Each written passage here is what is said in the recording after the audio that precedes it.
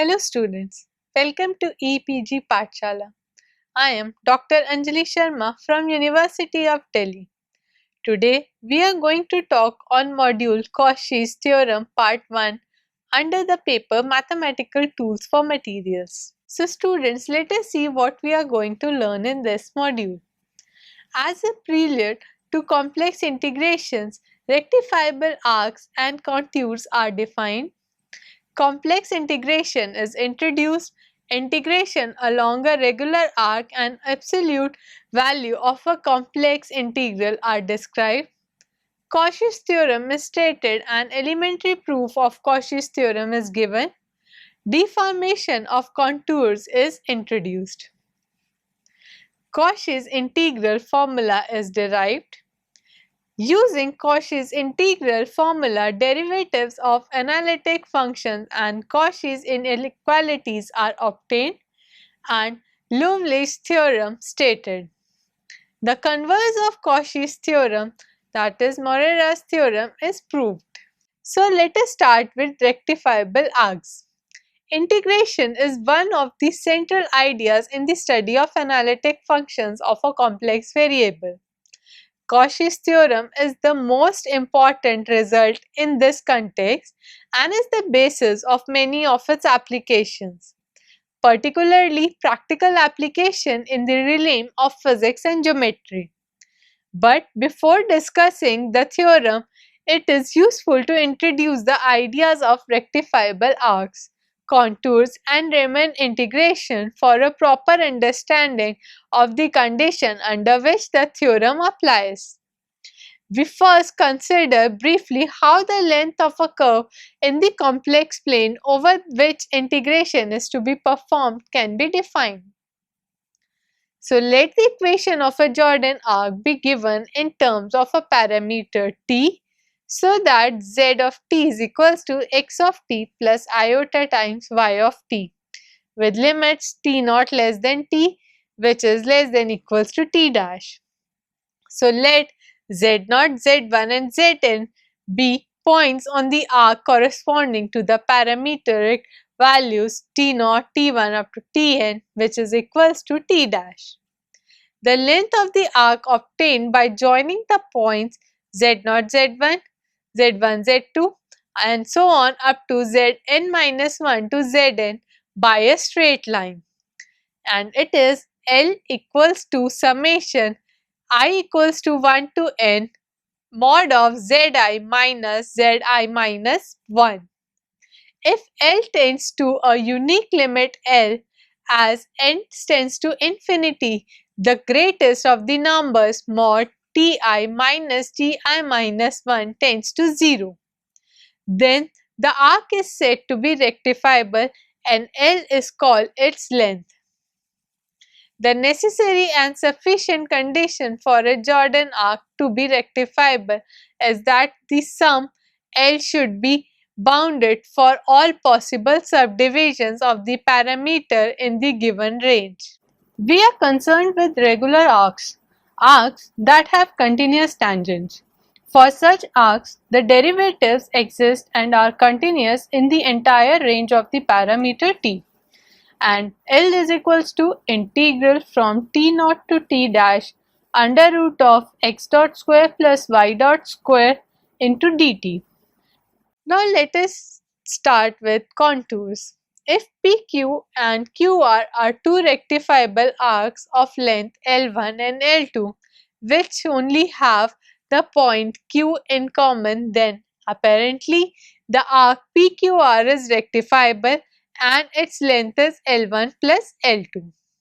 From this it follows that a Jordan arc consists of a finite number of rectifiable arcs is rectifiable and that its length is the sum of length of its various sections. Such an arc is called a contour. A simply closed Jordan curve which consists of a finite number of regular arcs is called closed contour. A closed contour is obviously rectifiable. Now let us see the integration. In its application to physics, it is definite integral which is of greater importance. In the theory of functions of a complex variable, we begin integration as the limit of a sum over a certain path and later on find its connection to differentiation. Now consider a function fz of a complex variable z. For this purpose, we do not demand the function but only single valued at every point of a rectifiable arc. So let the equation of this arc be z as a function of t is equals to x function of t plus iota y function of t, where limits are t naught less than equals to t less than equals to t dash. Divide this arc into n smaller arcs by the points z0, z1 up to zn or z dash. The corresponding values of the parameters t are t0, t1 up to tn or t dash. Let summation be equals to summation of I equals to 1 to n of f function of xi into zi minus zi minus 1 with limits zi less than equals to xi less than equals to zi plus 1. If this summation tends to a equal limit L is equals to n tends to infinity and the largest of the quantities ti minus ti minus 1 tends to 0. Essentially, it means that all interval tends to 0.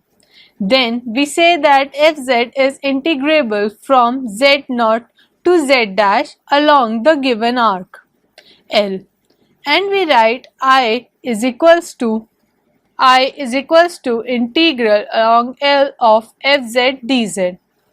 In particular, if the length L is along the real axis, this reduces to the ordinary definition of the integral of a real variable.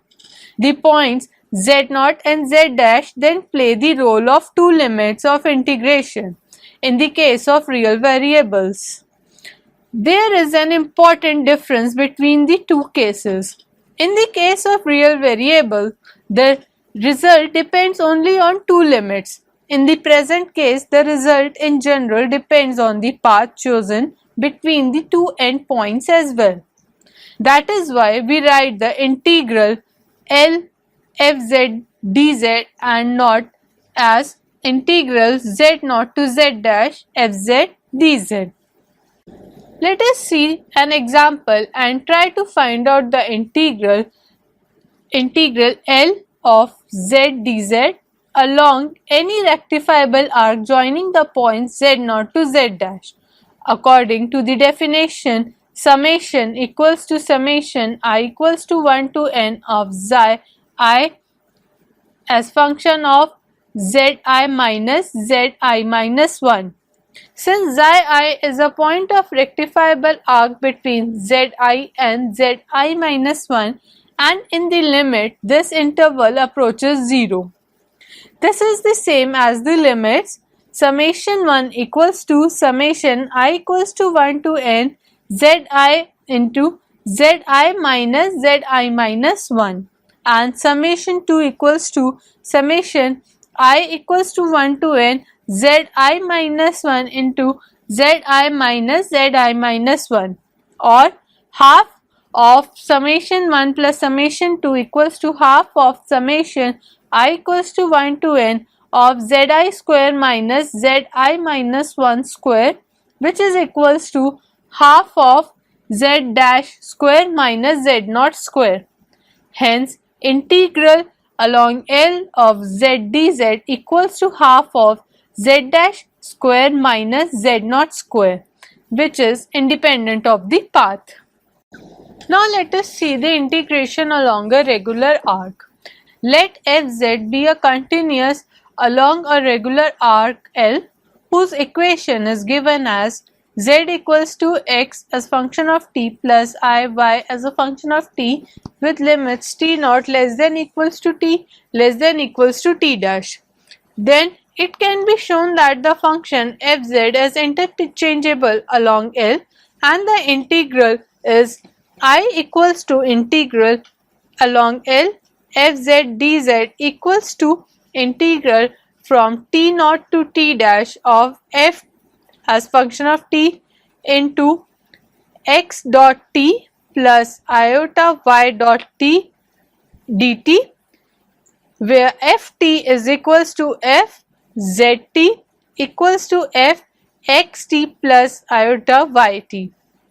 This result is not only of importance as an existence theorem but also provides a practical method of finding integrals of complex functions by reducing them to integration of two real functions of a real variable. It can be shown that if fz is continuous on a contour L, then it is integrable along L. The value of the integral equals the sum of the integrals of fz along the regular arcs of which the contour L is composed. Let us see one more example where integral along L of 1 divided by z minus r dz, where L is the circle of radius r with center at z equals to r. So the parametric equation of L is z equals to r plus capital R cos theta plus iota capital R sin theta, with limits 0 less than equals to theta less than equals to 2 pi. This implies that integral along L of 1 divided by z minus r dz equals to integral from 0 to 2 pi of minus capital R sin theta plus iota capital R cos theta divided by capital R cos theta plus iota into capital R sin theta d theta equals to integral from 0 to 2 pi iota d theta equals to 2 pi I. So for second example, I is equals to integral gamma mod of z square dz, where gamma is the circle mod of z minus 1 equals to 2 traverse anticlockwise. The parametric equation of the circle mod of z minus 1 is equals to 2 is gamma as function of theta equals to 1 plus 2 e raised to power iota theta equals to 1 plus 2 cos theta plus 2 iota sin theta, with limits 0 less than equals to theta less than equals to 2 pi. Gamma dash as function of theta equals to minus 2 sin theta plus 2 iota cos theta, and mod of gamma as function of theta square is equals to 1 plus 2 cos theta whole square plus 4 sin square theta is equals to 5 plus 4 cos theta. So d theta equals to minus 2 sin theta plus 2 iota cos theta whole into d theta. Hence, I is equals to integral along gamma of mod of z square dz is equals to integral from 0 to 2 pi of 5 plus 4 cos theta into 2 minus sin theta plus 2 iota cos theta whole into d theta, which is equals to 8 iota pi. Absolute value of a complex integral. If a function fz is continuous on a contour L of length L and on the contour mod of fz less than equals to n, then mod of integral along L of fz dz should be less than equals to nl. So proof of it: if the contour L consists of a sum of regular arcs, then the result for the contour can be obtained by adding the result for each regular arc and using the triangle inequality. Hence, we assume from the outset that the contour L is a regular arc. If g as function of t is any complex continuous function of a real variable t, then from triangle inequality, mod of summation I equals to 1 to n g ti into ti minus 1 less than equals to summation I equals to 1 to n mod of g ti into ti minus 1. On proceeding to the limit n tending to infinity and the largest of the quantities ti minus 1 tending to 0, we have mod of integral t naught to t dash gt dt less than equals to integral t naught to t dash of mod of gt dt. Let ft is equals to fzt on L, then mod of ft should be less than equals to n on L. Hence, mod of integral along L of fz dz is equals to mod of integral along L of ft into x dot plus iota y dot dt, which is less than equals to integral t naught to t dash mod of ft into under root of x dot square plus y dot square into dt less than equals to n times of integral t naught to t dash under root of x dot square plus y dot square dt, which is equals to nl. Since integral t naught to t dash under root of x dot square plus y dot square dt is equals to L. So what is Cauchy's theorem? Cauchy's theorem is perhaps the most important result in the study of complex analysis. We have remarked above that in general the result of complex integration depends not only on the endpoints but also on the path chosen between the two endpoints. Cauchy's theorem delineates the condition under which the integral is independent of the path chosen. It says that if fz is an analytic function regular in some domain D of the complex plane, z0 and z1 are the 2 points of D and L as rectifiable arc joining the 2 points that lie wholly in D. Then the integral of fz is independent of the path chosen and depends only on the points z0 and z1. This is a fundamental property of the analytic functions and may as well be regarded as the definition of analyticity. So Cauchy's theorem is usually stated in the following equivalent form. If C is a simple closest rectifiable arc lying in D, then the integral of an analytic function fz around C is 0. Any 2 points on C divide it into 2 rectifiable arcs, say L1 and L2. Let L2 bar be the arc L2 defined in the opposite direction.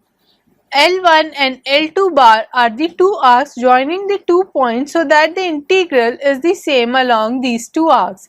Hence, integral along closed path C fz dz equals to integral along L1 fz dz plus integral along L2 fz dz equals to integral along L1 fz dz minus integral along L2 bar fz dz equals to 0.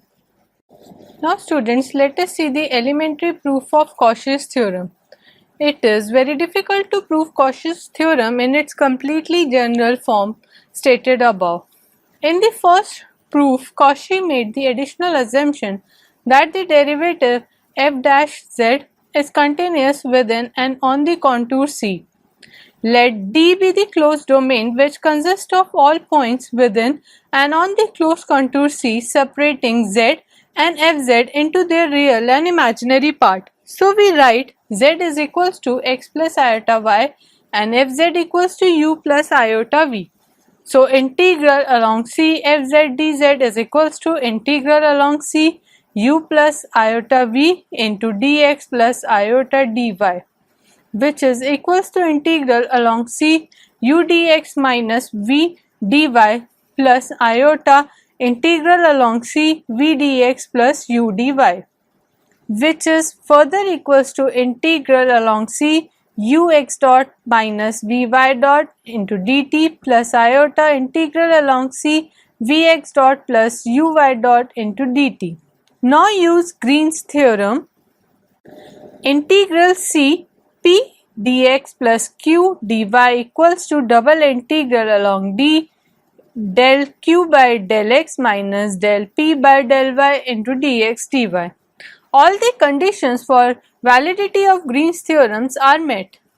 Hence, integral along C f z dz equals to integral along C u dx minus v dy plus iota integral along C v dx plus u dy, which is equals to minus of double integral along d del v by del x plus del u by del y into dx dy plus iota double integral along d del u by del x minus del v by del y into dx dy equals to 0. So by Cauchy-Riemann conditions, the conditions under which we have proved the theorem are sufficient but not necessary. It can be shown that if fz is an analytic function continuous within and on a simple closed rectifiable curve C, and if f dash z exists at each point within C, then integral along C fz dz equals to 0. Now what is deformation of contours? If a function is not regular within a closed contour, then of course its integral in general is not 0. The calculation of integral of an analytic function not necessarily regular around a closed contour is often simplified by deformation of contours. In this regard, we have the following theorems. First, the value of the contour integral of an analytic function is unaltered by any deformation of the contour, provided in doing so no singularities of the functions are crossed. Let us see its proof. Though the result is general, we shall prove it for special case in which one closed contour lies completely within the other closed contour. That is, if C1 and C2 are two closed contours, C2 lying completely inside C1, then that is, if C1 and C2 are two closed contours, C2 lying completely inside C1, then integral C1 fz dz equals to integral C2 fz dz. Now provided fz is continuous in the closed annulus and regular in the open annulus bounded by C1 and C2. Let us take 2 points A and B on C1 and C and D on C2 and join the two annuli as shown in the previous figures. Two loops L1 and L2 are formed. Sections AC and BD are common to both, but traverse in the opposite directions. Now fz is continuous in the closed domain and regular in the open domain bounded by L1 or L2. Hence, the Cauchy's theorem, its integral is 0 around L1 or L2. Integral along L1 fz dz equals to integral along L2 fz dz equals to 0, which implies that integral along L1 fz dz plus integral along L2 fz dz equals to 0. But since the arcs AC and BD are traversed twice but in opposite directions, their contributions cancel.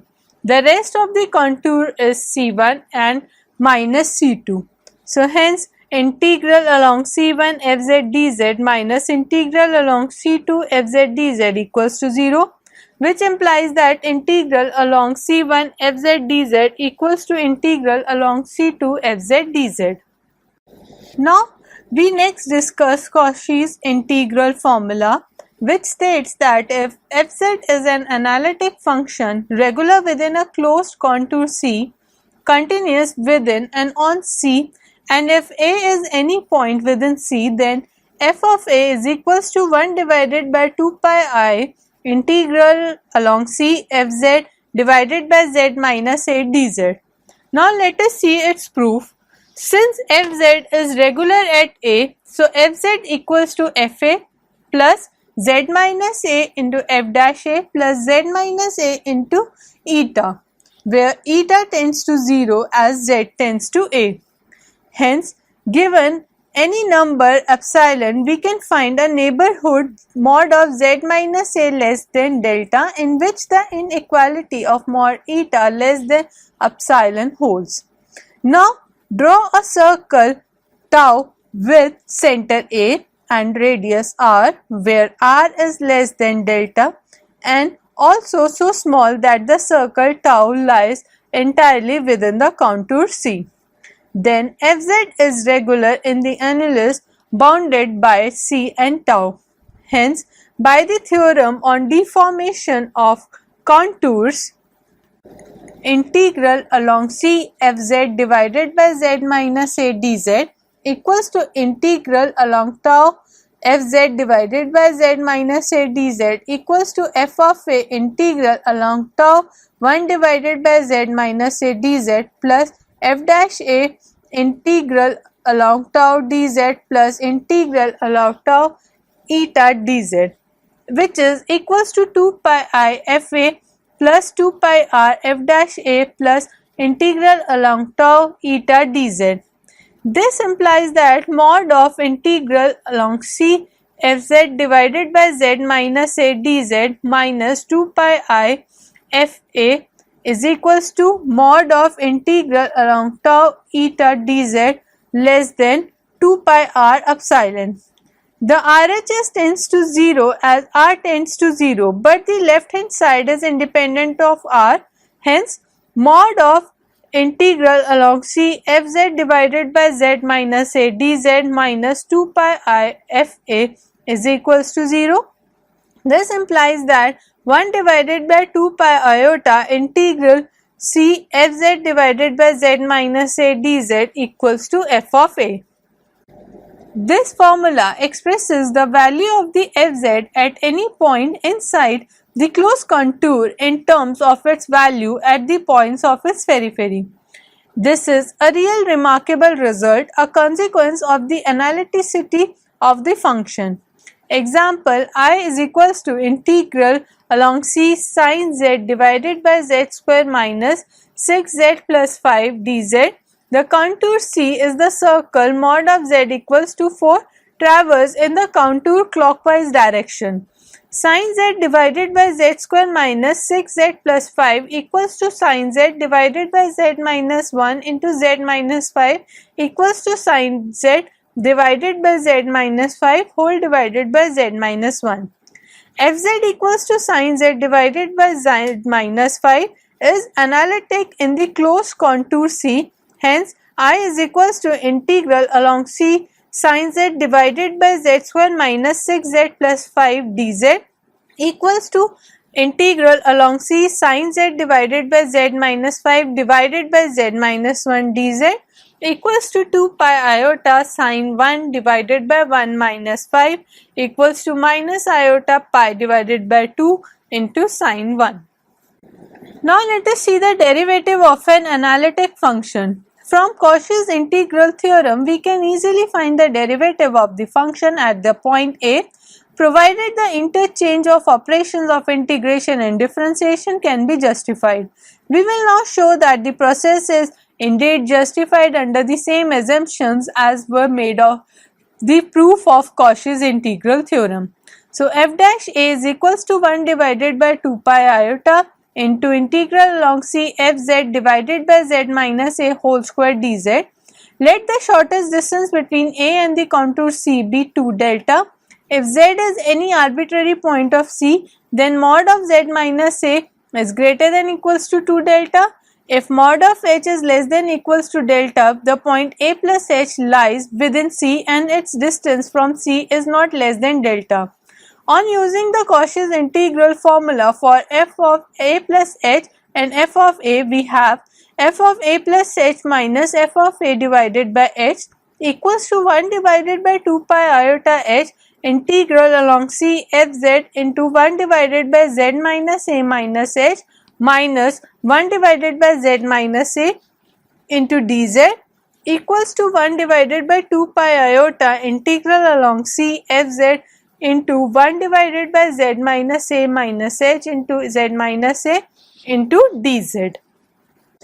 This implies that f of a plus h minus f of a divided by h minus 1 divided by 2 pi integral along C Fz divided by z minus a whole square dz equals to 1 divided by 2 pi iota integral along C Fz whole into 1 divided by z minus a minus h into z minus a minus 1 divided by z minus a whole square into dz.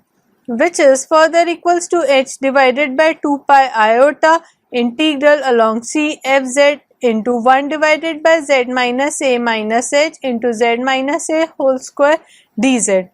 In the limit h tending to 0, the last expression also tends to 0 provided the integral mod of integral c f z into 1 divided by z minus a minus h into z minus a whole square dz is bounded. Mod of fz is less than equals to n, mod of z minus a greater than equals to 2 delta, and mod of z minus a minus h is greater than equals to delta, then mod of fz into 1 divided by z minus a minus h into z minus a whole square is less than equals to n divided by 4 delta cube. If the length of the contour C is L, then mod of integral along C fz into 1 divided by z minus a minus h into z minus a whole square dz is less than equals to n into L divided by 4 delta cube. The integral is therefore bounded, and this leads to the required result. F dash a is equals to limit h tends to 0 f of a plus h minus f of a divided by h equals to 1 divided by 2 pi I integral along C fz divided by z minus a square dz. Now let us see the higher order derivatives. The results we have just proved above, existence of the derivative of a regular function is truly remarkable. It follows from this that the function f dash z is itself regular within C. By obvious generalization, it follows that if fz is regular inside a closed contour C, derivatives of all orders of fz exist within C. Formally, f double dash a is equals to 1 divided by pi I into integral C fz divided by z minus a whole cube dz. Now to prove analyticity of f dash, consider f dash a plus h minus f dash a divided by h minus f double dash a minus 1 divided by pi iota into integral C fz divided by z minus a whole cube dz equals to 1 divided by 2 pi iota h into integral along C fz divided by z minus a minus h whole square dz minus 1 divided by 2 pi iota into integral along C fz divided by z minus a whole square dz minus integral along C 2 into h into fz divided by z minus a whole cube dz is equals to h divided by 2 pi iota into integral C fz into 3z minus a minus 2h divided by z minus a minus h whole square into z minus a into whole cube dz.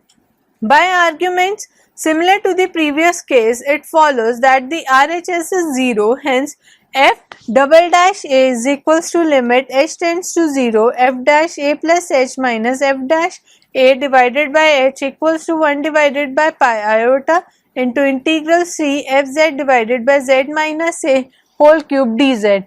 The generalization to higher orders is obvious. If fz is analytic function regular within a closed contour C and continuous on and within C, it possesses derivative of all orders which are regular within C, and the nth derivative is given by f n times a is equals to n factorial divided by 2 pi iota into integral along C fz divided by z minus a raised to power n plus 1 into dz. So now let us solve an example where integral C cos z divided by z plus 1 raised to power 6 dz, where C is the circle of radius 4 with center at the origin. Here fz is equals to cos z and a is equals to minus 1 and n equals to 5. So this implies that integral along C cos z divided by z plus 1 raised to power 6 dz equals to 2 pi iota divided by 5 factorial into f raised to power 5 cos minus 1 is equals to minus pi iota by 60 sin 1. Cauchy's inequality. Follow immediately from formula for the derivatives of a regular function. Let the contour C be the circle of radius r centered at A.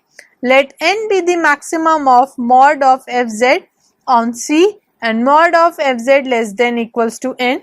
Then on C, fz divided by z minus a raised to power n plus 1 less than equals to n divided by r raised to power n plus 1. The length of the contour is 2 pi r. Hence, f n a is equals to n factorial divided by 2 pi iota into integral c fz divided by z minus a raised to power n plus 1 dz. This implies that mod of f n a less than equals to n into n factorial divided by r raised to power n. This is the Cauchy's inequality. Now students, let us see about the Liouville's theorem. An analytic function which is regular in every finite domain of the z-plane is called an entire function or the integral function. Liouville's theorem states that if an entire function satisfies the inequality, that is mod of fz is less than equals to capital N for all values of z and capital N being a constant, then fz is a constant. In other words, an entire function is either not bounded or is a constant. The theorem follows almost immediately from Cauchy's inequality for the derivatives of an analytic function. Since fz is an entire function and a is any point in the z-plane, fz is regular for mod of z minus a less than equals to r. Whatever r may be, it also satisfies the inequality. Mod of f dash a is less than equals to n by r. Now let r go to infinity. It follows that f dash a is equals to 0. Since the point a is arbitrary, the derivative of fz vanishes everywhere. So fz is constant. The converse of Cauchy's theorem or Morera's theorem. Let fz be a single valued function continuous within a closed contour C. The necessary and sufficient condition that the integral of fz along any contour within C may depend only on the endpoint is that fz be an analytic function regular within C. So, let us see the proof of it. The sufficiency of the condition is straightforward. To show that the condition is necessary, consider the integral of fz along a path from a fixed point A to a variable point z. Since by assumption the integral of fz is independent of the path, it is a single valued function of z. Denoted this function by gz is equals to integral from a to z fz dz. Let a be any point within C and let the shortest distance of B from C be delta. Then every point z for which mod of z minus a less than equals to delta by 2 certainly lies within C. Hence, if mod of h is less than equals to delta by 2, g a plus h minus g a is equals to integral from a to a plus h fz dz. Take the path of integration to be a straight line from a to a plus h. So 1 divided by h integral a to a plus h fa dz is equals to fa, which implies that g of a plus h minus g of a divided by h minus f of a is equals to 1 divided by h into integral from a to a plus h into fz minus fa into dz. Now by our assumption fz is continuous at a, so given an arbitrary number epsilon, we can choose a positive number eta depending on epsilon such that mod of fz minus fa less than epsilon for mod of z minus a less than eta. On using the result mod of integral along L fz dz less than equals to nl, about the absolute value of an integral we get g of a plus h minus g of a whole divided by h minus f of a less than epsilon. provided mod of h is less than eta. Therefore, g dash a exists and equals fa. Since a was an arbitrary point, it follows that gz is regular inside C and its derivative is fz. Hence, fz is itself regular within C. This is often called Morera's theorem and usually stated as if fz is continuous and single valued within a closed contour C and if integral along gamma fz dz is equals to 0 for every closed contour within C, then fz is an analytic function regular within C. In the process, we have proved the following important result. If fz is regular within a closed contour C, the integral from a to z fz dz taken along any closed contour in C is an analytic function regular within C has derivative fz. This is the fundamental theorem of the calculus of analytic function. It asserts that integration and differentiation are inverse operations. So students, now let us summarize what we have learnt in this module. As a prelude to complex integration, we begin with the definition of rectifiable arcs and contours. We next introduced the integration of a function of a complex variable, described integration along a regular arc, and obtained an inequality about absolute value of a complex integral. We stated and provided an elementary proof of Cauchy's theorem, which is one of the most important results in complex analysis. We then introduced deformation of contours and see how it helps in evaluating the integrals. Then we derived Cauchy's integral formula, which is of the great practical importance. Next, we used this Cauchy's integral formula to find derivatives of analytic functions and obtained Cauchy's inequality. We also proved Lovelace's theorem about entire functions. Finally, we proved the converse of Cauchy's theorem, which is often called as Morera's theorem. Thank you.